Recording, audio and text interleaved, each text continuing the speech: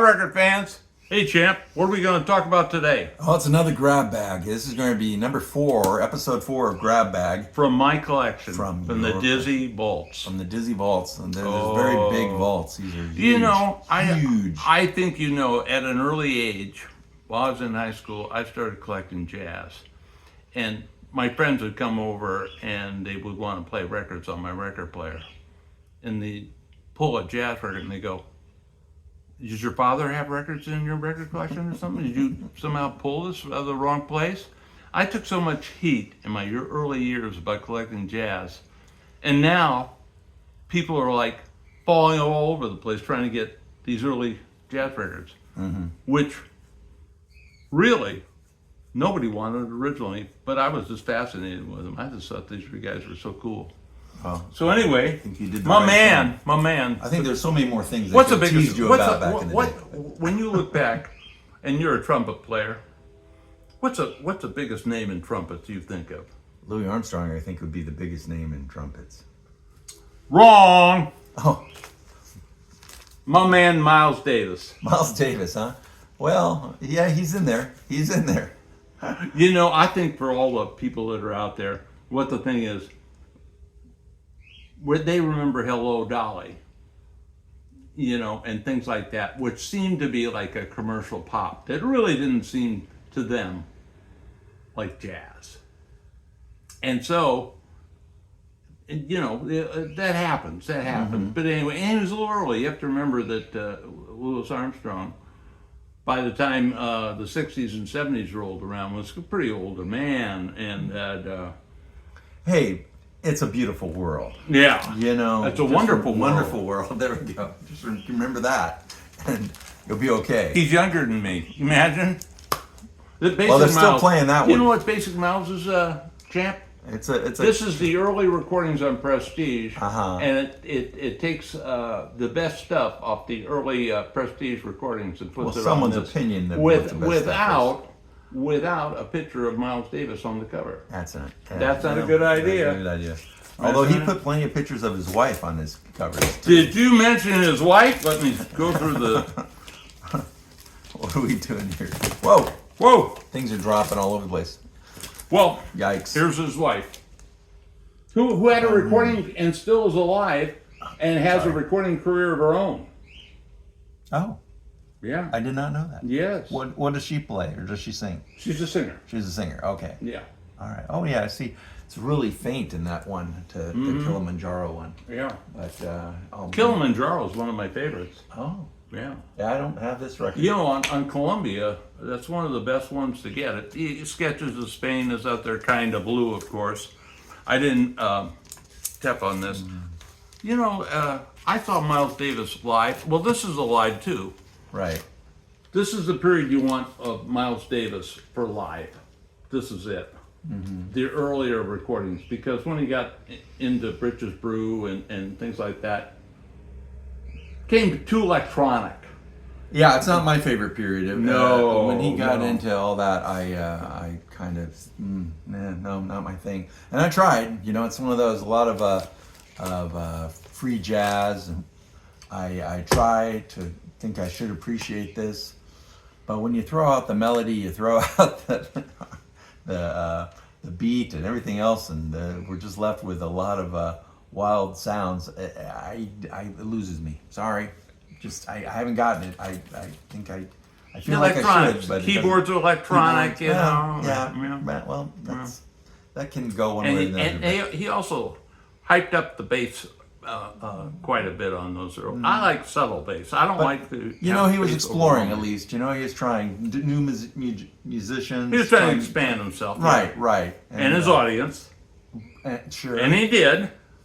It's, maybe I don't know. I don't Well, know how well those I records saw him at sold. Fillmore West. I saw him in front of, you know, where he was on a bill with other rock musicians. So he did that. Okay, Yeah.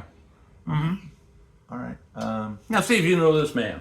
Yeah, that's the record. That was the first record I think I heard by Charles Brown. I don't know if Dizzy was with me, but he probably was. I did. We were in a record store in Hayward, and they were playing some Charles Brown. That was Peekaboo. I See You. And is that on there? I don't see it. Okay, well, I do remember picking that record up. So maybe they didn't have that. Well, they must have. They played it. So I have that record. This record here, and there isn't a loser as far as Charles Brown and the Three Blazers. I like all those records. I haven't heard one, and there might be one out there that I wouldn't like. I did hear some of his '60s stuff. He did a Christmas one. Oh, Peekaboo is here. I take it back. Oh, Peekaboo. okay. All Yes, Peekaboo is here. Hard Times. I loved Hard I'm having Times. hard times. Ooh. Boy, with Dizzy, I'm having hard times.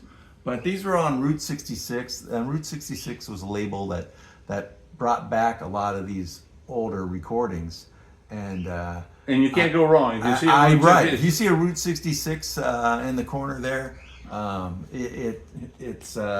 it's probably good. I'm trying to think. Lowell Folsom was, I think, on. Oh, so many blues artists Little were Willie on. Littlefield. Oh, yeah, it goes on and on and on. But Yeah. those records are fine. You know, they're Priceless. repressed or whatever. Yeah. Of older records, but you can't get those older records. I mean, if you can, great. You know, it's like looking for an old Johnny Otis. You know, go okay, maybe at $900 you might find one, but it's great stuff, and it's about the music, folks. Again, and so please. Check those artists out, and this is one of those. It's like a Nat King Cole and. Well, maybe the next man falls into a category for you. It might be Ray Charles, is another one that was in there. Oh yeah, there we go. Ray Charles, Modern Sounds. and This is Country. his breakout record, right? Yeah. Well, it's one of his breakout records for sure. It's when he went into country and did country, and everyone Modern was like, "Oh my sounds of goodness!" country and Western music. And, This is it. I at one point had 4 copies of that. Every time I saw it, it still looked good to me, you know. And so I would pick it up again. And I recently sold off a few of those. Listen to these titles: "Bye Bye Love," "You Don't Know Me," "Just a Little Lovin',"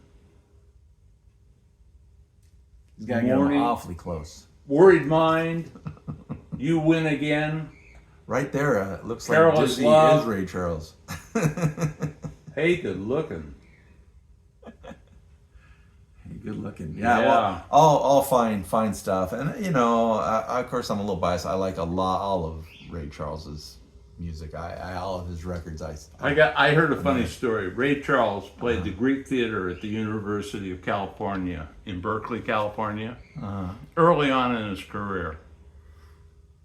And of course, as a blind man, he had to sacrifice his sight. So anyway, at the concert was Jack Kennedy, President Jack Kennedy, okay? Mm-hmm. And he comes on to his tour bus after the show to congratulate Ray Charles and tell him what a great show it was and how excited he was to have been there. And he goes on the bus, walks up to Ray Charles, and he says, "I'm President Jack Kennedy, and I loved your show, Ray. You were terrific." And Ray is so knocked out, it really, probably with a little bit of something to smoke or take, you know, and he's like, "Hey, thanks, man. That's all. Thanks, man." That was all He's old. Well, what more can you say, right? I mean, thanks. I see a lot of I was important afraid people. that story was going to go south. I thought it was going to be like, get off my bus, you know. Oh, no. Get some more space. I'm Hey. not recognizing who it is. Get- But no, that's Do good. you like a good laugh, champ?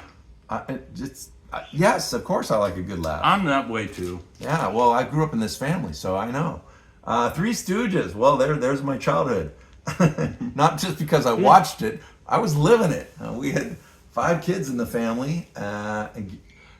Dizzy was the oldest, and you know, it just. Do not identify me with any of these 3 men, please. Yuck, yuck, yuck, yuck, yuck, yuck, yuck. Yeah. So I always enjoyed the Three Stooges. They're very fine. I don't know how they did it as many years as they did it. And so, I mean, I look back at all the different things where they had Shep, and they just kept going, and it just seemed like every day after school there would be a different Three Stooges. I was just like, how many of these are there out there? What, there's 300 of them? I mean, just You seems know, like a I lot. have 2 boxes of framed lobby movie cards from their movies downstairs Wow. of varying sizes. Oh, interesting. Yeah. Yeah. And have to look at those. I Sometime. think I have a complete set. Oh, fun. Yeah. I bought them at a movie memorabilia collector's sale. Oh, neat. Yeah. Neat. Yeah, that'd be fun. Don't worry, I didn't tell my wife what I paid for it. $5, right? Mm. That would have been maybe right there a divorce. Could have been divorce right on that one right there. Yeah. Well, that does it, man. That's it. So that's the end. We're outta here. Episode 4 of Grab Bag, and we'll catch you next time. Champ out. Oh gosh, I hate to go, It happens. but maybe they're going to leave some comments. I sure hope you leave some comments.